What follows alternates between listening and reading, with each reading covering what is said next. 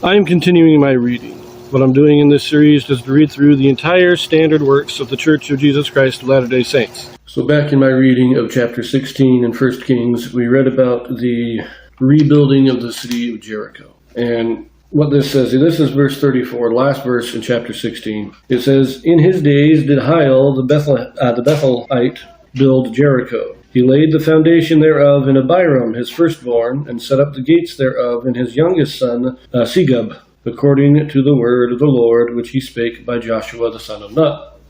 Now, at the time, I said I would look into this prophecy because I didn't quite understand what it meant. Now, before we talk about it, let us again review Joshua. Joshua chapter 6, verse 26. It says here, this is just after the defeat and destruction of Jericho. Joshua says, "And Joshua adjured them at that time, saying, Cursed be the man before the Lord that riseth up and buildeth the city Jericho. He shall lay the foundation thereof in his firstborn, and his youngest son shall he set up the gates of it." What does this mean? We know the prophecy was fulfilled when Hiel went to rebuild it in the days of Ahab. What does it mean, though? Exactly what is this talking about? Well, I was looking up in the Institute Manual, very good resource, and this is what it has to say. Now, you may recall that I mentioned, of course, Jericho existed as a town during the time of David. So how did Hiel rebuild it? I like this. This is what it says here. "The prophecy by Joshua concerning Jericho referred not just to building houses, but to restoring the city as a fortification." So the prophecy is not talking about just people living there, but the fortress being rebuilt, which didn't happen in the time of David. It was just a residential area in the time of David. Now it is becoming a fortress. Hiel is rebuilding it as a fortress. So, but what exactly does this prophecy mean? I like, this is what he says here. Clark outlined 3 opinions about the correct interpretation of Joshua's prophecy. 1. It is thought that when he, Hiel, laid the foundation of the city, his eldest son, the hope of his family, died by the hand and judgment of God, and that all his children died in succession, so that when the doors were ready to be hung, his youngest and last child died. And thus, instead of securing himself a name, his whole family became extinct. Very interesting that they would die in age order. Not very, Or we have number 2.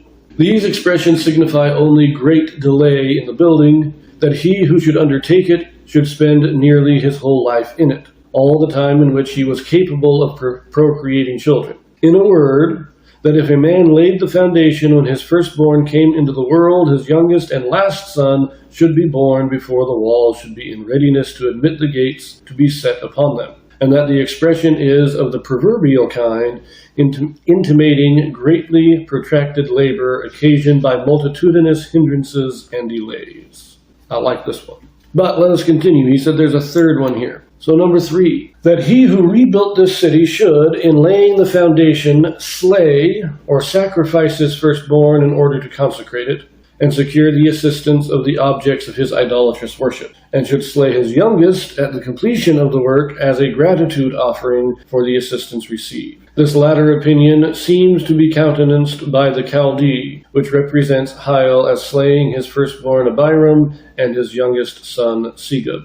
Now, we have this conclusion here. It says, none of these versions, the Chaldee, the Vulgate, the Septuagint, the Syriac, or the Arabic, with the exception of the Chaldee, intimates that the children were either slain or died, which circumstance seems to strengthen the opinion that the passage is to be understood of delays and hindrances. So what these versions are, the Chaldee, the Vulgate, the Septuagint, the Syriac, or the Arabic, these are all translations of the Old Testament. They're definitely translations of the Bible. Which ones are of just the Jewish tradition, translation of the Jewish Bibles, and which one is a Christian translation, I'm not exactly positive right now. So I know the Vulgate is a Christian one, the Septuagint is definitely a Jewish one.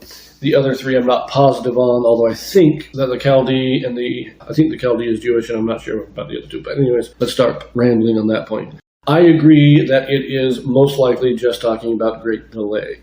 Now, I do think it is more than just from the birth of the eldest to the birth of the youngest. I think it is more from the birth of the eldest until the youngest is old enough to leave the house, to go off on his own, which gives you a much longer period of time. That it takes a long time to rebuild Jericho. Probably accidents, foundations crumbling, all these various things to just make building it very difficult. Most likely, that is what it means. But I think that's enough for this video. I just wanted to put that out there because I said I would look into it, and this is what I have found. As I said, I agree with the second one here. It's just great delay due to several significant difficulties arising. Anyways, if you are liking what I'm doing here, again, like, subscribe, share, comment, ring the notifications, all those things that help the algorithm out. We are almost at 400. The goal is still 500 by October, and we're almost at 400. So let's keep up the good work, and I'll see you in the next one.